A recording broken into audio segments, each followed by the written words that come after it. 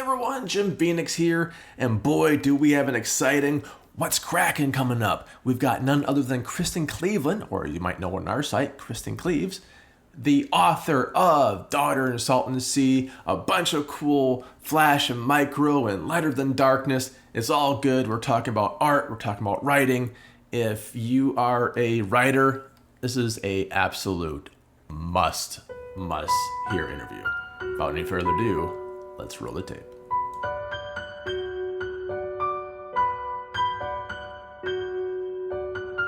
Hey everyone, Jim Phoenix here, and another exciting, I say that too many times, not enough, who knows, episode of What's Crackin'. Today, my guest is none other than Kristin Cleaveland, or as you might know her on my site, Kristin Cleaves. Kristin, hello. Hey. Hi.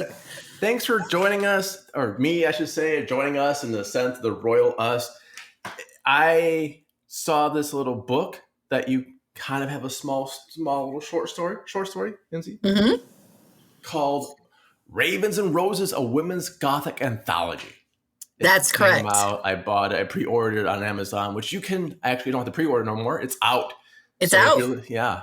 $4.99 current price right now as this is recording. $21.99 hardcover, $12.99 paperback. Dogs, cats, paperbacks, kill someone with it, who knows? It's a murder weapon, it's a gift. It's all 3 in 1. Thank you so much. So, first of all, what's the story called? Okay, so my story is called Daughter of Salt and Sea. Daughter of Salt and Sea. Okay. That's right. So I'm thinking of like mermaids. I'm thinking of like actually Game of Thrones. I'm thinking of the exfoliant I just used with sea salt that I'm pretty sure is just dehydrated anyways. Where did that title come from? Lead me into it. What's your creative process? You got the title first or story first? Story comes first or title? Well, actually, the title on this one, the title kind of came at the very end, and I was really scrambling for it because I wanted to capture something that was like atmospheric, but wouldn't really give away spoilers. And I mean, I don't know how much spoilers I should give away on here. Zero. Okay. Themselves. Yeah, because I don't want anybody to, get bummed out and then not want to read it. But so for the process, I had seen this call from Quill Crow Publishing House, who published the book, and they were looking for stories for a Gothic medical horror anthology, which yes, it's like Gothic medical horror. And let me tell you, I have a copy of this. It is so scary. I mean, it's like my worst nightmares. Like, yeah, it Victorian, like Gothic era medical horror. So it is very scary.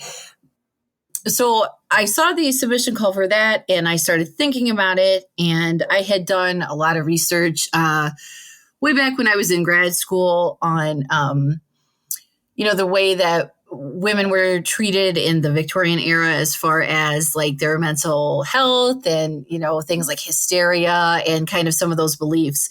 So I started thinking about, what someone might be going through, but I wanted to give it kind of like a supernatural or a sci-fi twist. So, some of the things that take place in the book, like what the doctor prescribes for this character in the book is based in reality, but obviously it has a twist. Whoa. Back up on that. It's got a twist, but all right. For those who don't know, women became not property about Tuesday. Yeah. And Tuesday in the timeline. It's always on the verge of going backwards. Property land, yes. Yeah. We're clinging on for dear life. Yeah. It's kids. Okay. When you were a little child, not you personally, but if you were in Victorian, way back land, right? Not too far ago, but still, kids kind of all dressed in dresses really, yeah. And then the boys got pants and the girls kept the dress. And the women and the child had the same rights. It was kind of like, we can sell both of you, I guess. But boy children could inherit property, which women could not. Always at one point. My things have sort of changed. I mean, it's obviously not to get political, but it's because women are only 52% of the planet. If once you guys get, oh no, a majority, huh? Okay, whatever. Don't reveal our plans. Right? I'm so sorry. The secret handshake is safe for me. Now, so you grounded this in reality. Yes. Okay, which makes things scarier because absolutely. Yeah. So it wound up not going in the medical horror collection, but Cassandra from Quill Crow said that she had been working on a collection of women's Gothic.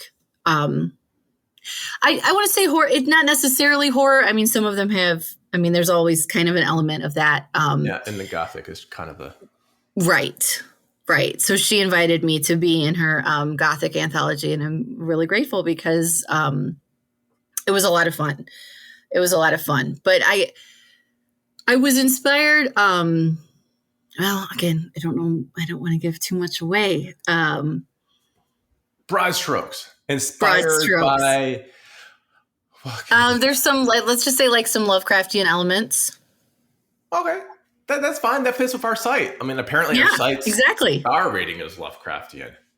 Yeah, exactly. Well, it's with the Kraken, like, I know that's not necessarily the same thing, but kind of fits in. Yeah. All fits in. Yeah. All one day. Yeah, that's right. Titles are hard, by the way. You're right. It was hard.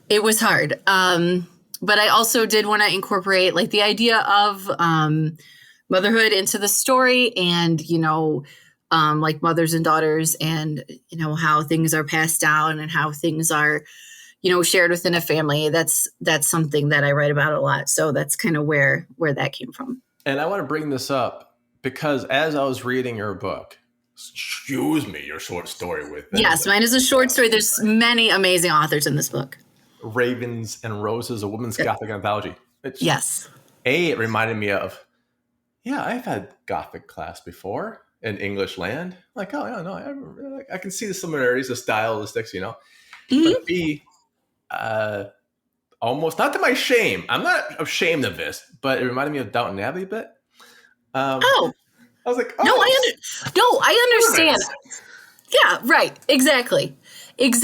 Yeah, it was that. And I was kind of going, and honestly, it's been a long time since I read a lot of those types of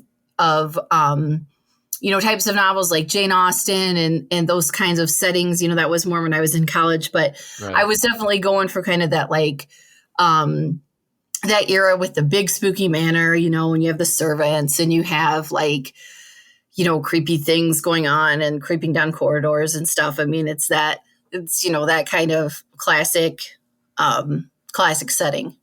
It is. And it's part where you take an unfamiliar world for most of us and you make it grounded to the place where we can go, okay, we might not have seen a mansion with this many servants, but we've seen an uncomfortable dinner. Like Thanksgiving in America, any random day, right? Right. We have the basis for this. Yeah. And I think you do that really well with No, of course, with your story building and your character building, especially. I have I have a question. Yes. A non-spoiling question about this story. Okay. Yes. Did you read Yellow Wallpaper? Absolutely. Did it have any influence? Well, that's an interesting question. I have another non-spoilers. No, I have something else that I'm working on that is just very much in the conceptual stages. That is directly inspired by the Yellow Wallpaper. This one, I would say that it was informed by that kind of. Definitely the Yellow Wallpaper and things like I was really influenced by things like Kate Chopin's book, The Awakening. I read that around the same time. And I read a lot of, for my master's thesis, like way back in the day, read a lot of like the Victorian, quote unquote, sensation novels. So like authors like Mary Elizabeth Braddon and Wilkie Collins and some of those books with the idea of like the female, again, hysteria or, what happens with pregnancy or with childbirth and the different emotions. So yes, I would say the yellow wallpaper is a big influence on my work in general.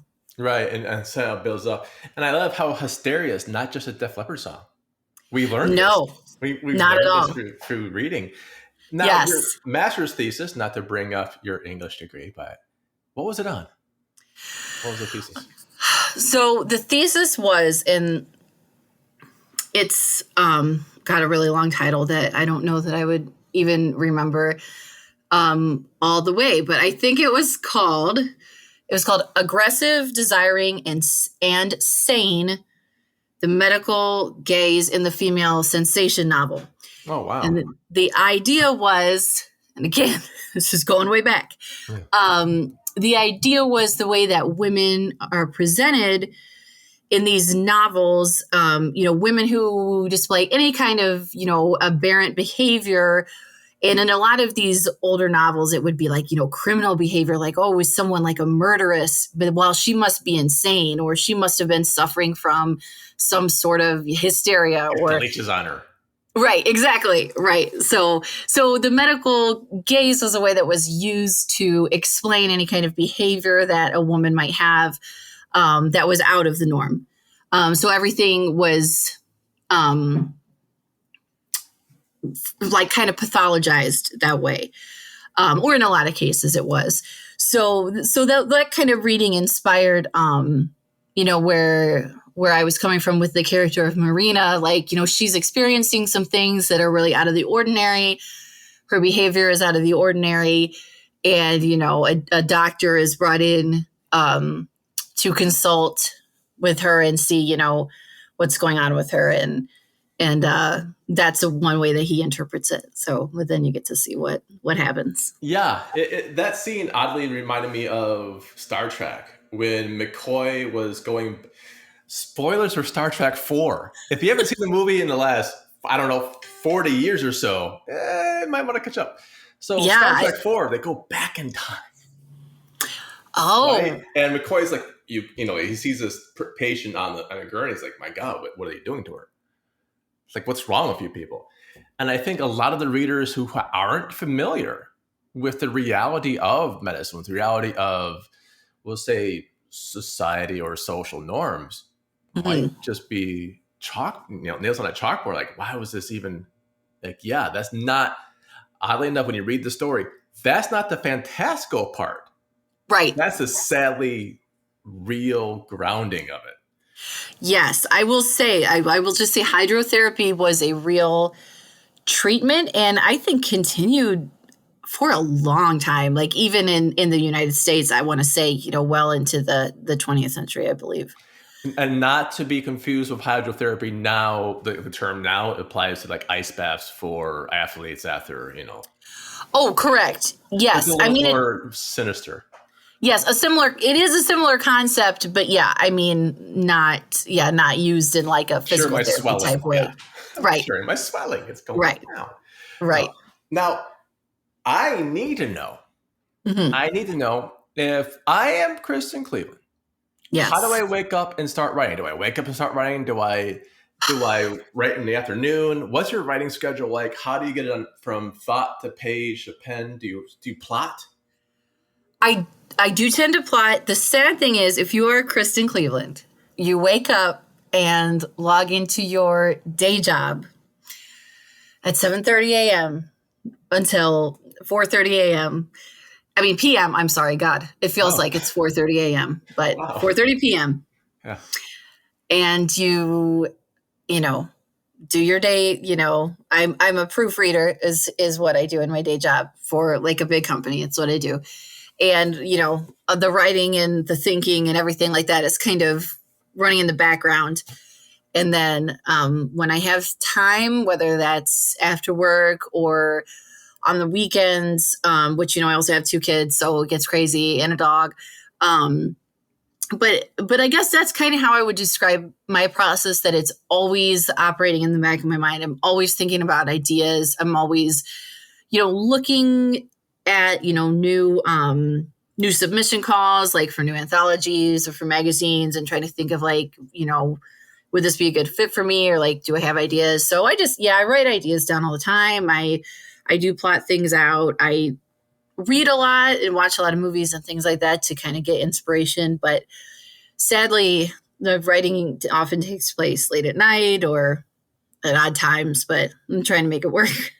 No, it's brilliant. Everybody has their own different spiegels, so thank you for explaining yours. Mm-hmm. Now, what would be your advice to people who are writing for anthologies or magazines or even their own novel? What's your advice in pitching? What's your advice in approaching editors or publications? I would say probably my advice, and this is coming from a place of I went through at least 3 years once I really started kind of trying to write seriously, at least 3 years of nothing but rejections. Right.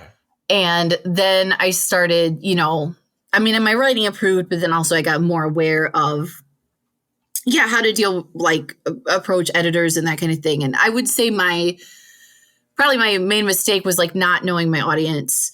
And, I think it's really good to really research a market. If there's something you're interested in, read other stories they've published, be aware of things that are, things that you could compare your piece to or like talk about your influences, and just kind of try to find those calls that are a really good fit for you and like for your expertise and like your interests. So if you see something that you think like, oh man, I could really do something with that, those are the things you should go for, as opposed to, when I started out, I was kind of just like, this. Yeah, exactly. Yeah. And not to say you can't ever have success with that, because I'm sure there are people that do, but like to me, when I really started, and Twitter really helped with this, because I got on Twitter and I started discovering a lot more like magazines I didn't even know existed or websites I didn't even know about. And when you really kind of start to understand where you'd be a good fit and kind of like develop your own, brand, for lack of a better word, but your own style and that kind of thing. And you, I think, start to see more where you might fit in and who might be receptive to your work. Like I had one piece, this is a piece that's going to be coming out in Blood and Bone, which is an anthology. It's coming out in September. I had submitted this to a website before, and the editor emailed me back, and he was like, I don't know, it was okay. I just didn't really relate to it. And, I didn't really connect with the characters or whatever. I said, okay, and then I wound up submitting it to Ghost Orchid Press, where it eventually got accepted. And, that editor wrote back and said like, oh, I loved it. It made me cry, and I really related to it. So it just, depends on your audience. Sometimes you're going to find that person that loves it, and then sometimes it's not for them, and that's okay, but if you do your research, you can kind of, I think, often find what somebody might be receptive to. No, that's brilliant. As a publisher and a writer, I can back that up, because we'll get people submitting things that aren't remotely for the call. I'm like, what the hell is this? Yeah. And it's like, I was like, oh, it might be real well written, cool, but no, I'm not, I can't. And then there's things where I think that is the everyone has a bad day. Like you have no idea, the first reader just having a bad day, and it's just taking it out on your piece, like F this, and just two sentences done. Where's my lunch? Right. Your car's blowing up now, and I could read this. Oh God, I hate this. So you get those two. Yeah. So never take rejections unless they actually say you personally suck, and take them. But that's exactly it. I'm glad you had the resilience as a writer like that. You went through a dry spell, and we're just like, okay, I'm gonna keep at it. And I'm glad, because not only do you write Light for Dark for me, which is kind of cool. I like that a lot, very much. I like that too. Thank you. I think we kind of invented that position for you, actually. Well, yours, honestly, and Jim, I just appreciate you so much, because that was you were the first acceptance I ever had. Really? And yes, at Haunted, yes. And when I saw that call, and this is an example, kind of what I'm saying, when I saw the call on Submittable for like horror, like Onion style articles for horror, and I was like, oh my God, like I've been reading The Onion for like 15 years. Like this is for me. And I sat down and wrote that first one about the horror villains were preparing for the coronavirus epidemic. and sent it to you, and then you responded right away and you liked it. So that was great. That was a great feeling. Oh, such a long, nice time ago it was. Yes, but I appreciate it, and I always enjoy your stuff, and I really enjoyed the short story. It was amazing. The one thing I have to ask, yes, and don't worry, it won't be a spoiler. Okay. I know there's something coming next. Did you ever think about a novel? Yes. Well, yes. I'm currently thinking, currently in the very beginning stages of what I am thinking might be a novella. Cool. And it is about one of my other short stories that was published in Black Telephone magazine. It was called Lilith, My Daughter. And this is about the Lilith character that I'm thinking of. I'm kind of expanding her universe a little bit. So I'm working on that. And I did kind of think when I wrote the story, Daughter of Salt and Sea, and then I wrote another one that's going to be out in October in a different anthology. It was in a similar setting, like Victorian London, and I thought, man, maybe there's something here where somehow these were in the same universe or something like that. I don't know. So we might have to see. That'll be very cool, because as I was reading Daughter of Salt and Sea, which of course is in Ravens and Roses, a women's Gothic anthology, out now on Amazon for, I believe, like a little bit under $5, which is how much I paid for my first Stephen King book, by the way. It's like $5. Oh my gosh, wow. Paperback. Imagine. Yeah, that was a little bit ago. I was thinking, like, my God, holy crow, you can write. Sincerely, like, just obviously I read LTD. I'm not that bad at my own site, but it's a different pen. It's a different style, Yeah, absolutely. Like, you really nailed the Gothic style. Thank you. Really just nailed the crap out of this one. And B, I kept thinking, like, man, I wonder if she's got a novel in her. Let's hope. Thank you for asking. Let's hope. We'll see. Yeah, and if you do, just I would like to read it. Thank you. Appreciate it. Take it my way. I will. Absolutely. Yeah. So again, we're running out of time. Thank you very much for your time. Thanks for coming by. If you guys don't have this book, you need it. Ravens and Roses, Women's Gothic Anthology. You got the first story. And if anyone knows anthologies, the first one is sorry, everyone else in the book, I'm being real. The first story is always the strongest one, because you need an early hook. I hate to tell you that. That's true. But also, hate to say, it might have been alphabetical. I'm not sure. Then they lucked out. That's all I know. they lucked out. Thank you. Yeah, I think it may. I think it may be in alphabetical order, so I can't claim that, because they're all amazing, and it's a diverse group of women writers, like coming from different cultures and different influences. So it's awesome. There's something for everybody, I think. And the writing is good, and you're being kind. But why are you the best person? So you're saying you're the best writer on it because even alphabetical, you beat them. That's great. That's what I hear from it. Again, it's on Amazon. Buy it. That's off the record. That's not on the record. Of course I'm teasing, but I'm not teasing. Your talent is amazing. So thank you. That's all I know. Thank you. Buy it. It's well worth it. Even if you're just buying it for one story, it's well worth it for any one story. It doesn't have to be Christians, but I would buy it for Christians. Any one story, $4.99 is a no-brainer. And you get an amazing volume of little poetry weaved into it. It's awesome. Yeah, sauce. The poetry is amazing. I know. I didn't even mention that. There's poetry all throughout from different poets from Quill Crow, and yeah, it's a lot of bang for your buck. It really is. It's slick, well done. Thank you. All right. Anything you want to plug? Anything else? One plug. One plug. Okay, out right now is the I believe the 4th volume in the 100-word horror series from Ghost Orchid Press, which is Drabbles or 100-word horror stories, and they've been really popular. This is the 4th one. It's called The Deep, and it's also on our theme for today in the Kraken.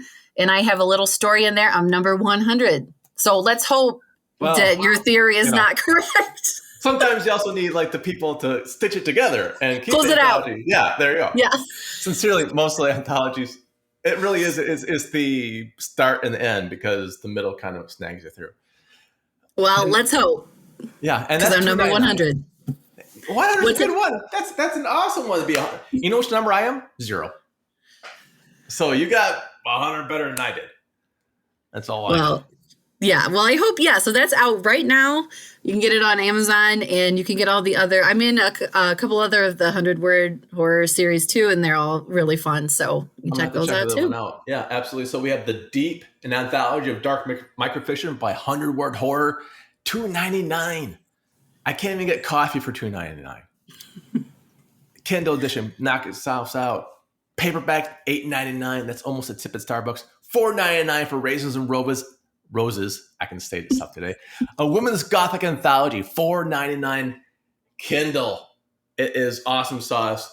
Buy them both. Buy all of them. Buy everything.